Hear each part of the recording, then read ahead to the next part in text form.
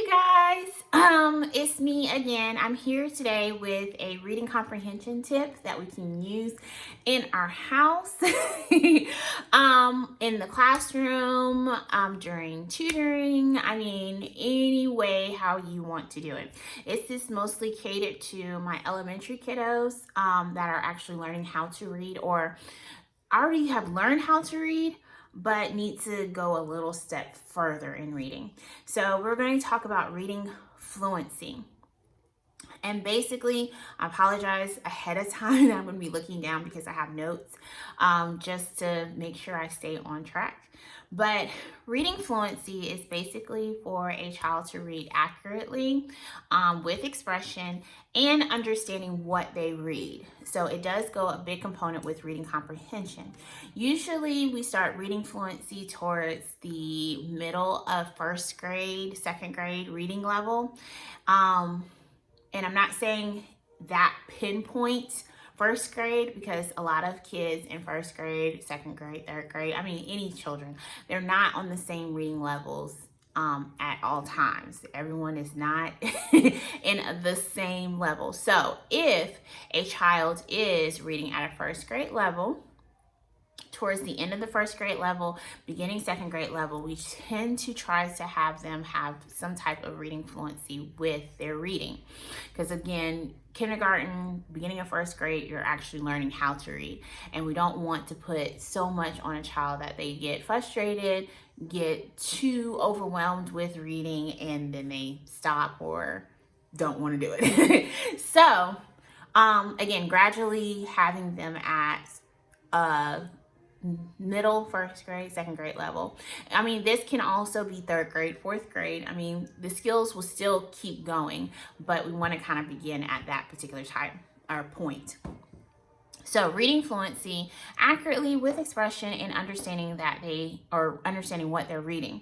So when a child is reading with fluency, they're looking at punctuation, they're understanding the characters' emotions, their voices, they're changing how the character is feeling. They're looking at how words are written, if they're in bold, or what I like to say, Batman, the old school Batman words with the onomatopoeias like bam or kazam or splash. They're reading smoothly, not bumpy, like they're not, chopping up the words or chopping up the sentences as they're reading. And the number one thing is not reading like a robot. They read very monotone and very slow and just flat. And that's kind of one of the tips that I want to kind of touch on today, is not reading like a robot or practicing using some expression or emotions inside your child's voice.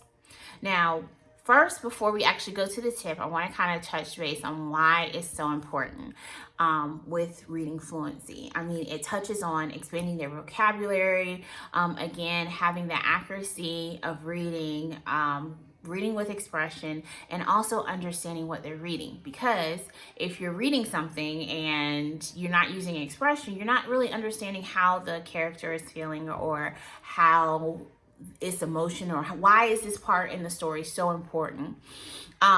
So you want to kind of have that fluency in reading so they can actually understand what they're reading. Okay, so back to the tip.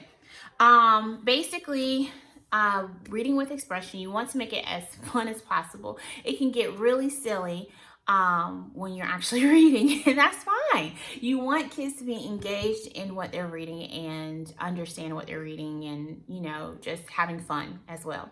So when it comes to reading, I like to have it to where the kids are actually doing some type of action or some type of fluctuation in their voices. The number one thing that I like to do is basically have them hear what I'm doing or see what I'm doing. So I like to read with expression when I'm reading a story as well, to make it more fun, more engaging, more exciting as well.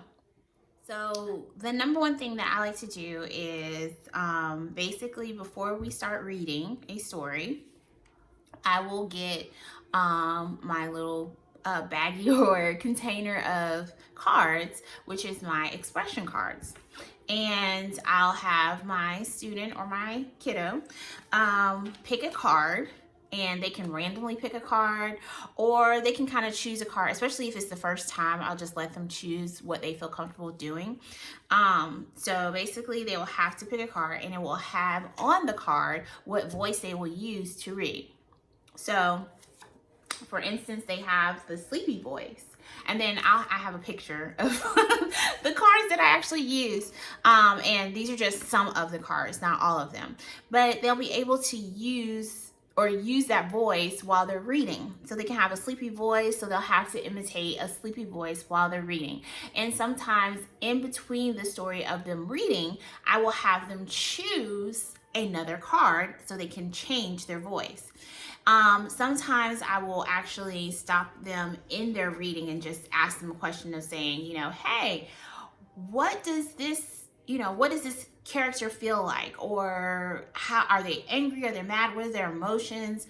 What are they doing, of course? And just kind of give them more of thinking about the moment of the story and just having that expression with it. So once they tell me, that the character or the monster is scary or he's scared, then I want them to go back and actually read it in a scary voice. You can also do that as well.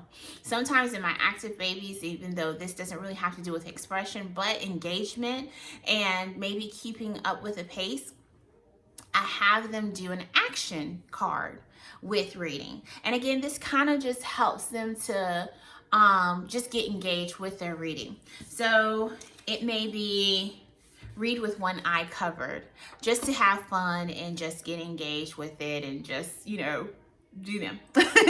Now in this video, or not in the video, but actually comment below the video, I will add an attachment of something or the cards that you can actually use just to get you started.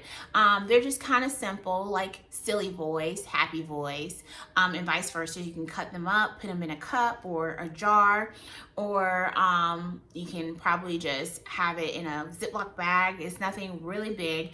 And at nighttime when you're reading, you can have your kiddo just pull out a card, and you and your kiddo can take turns using that particular voice or that particular emotion while reading.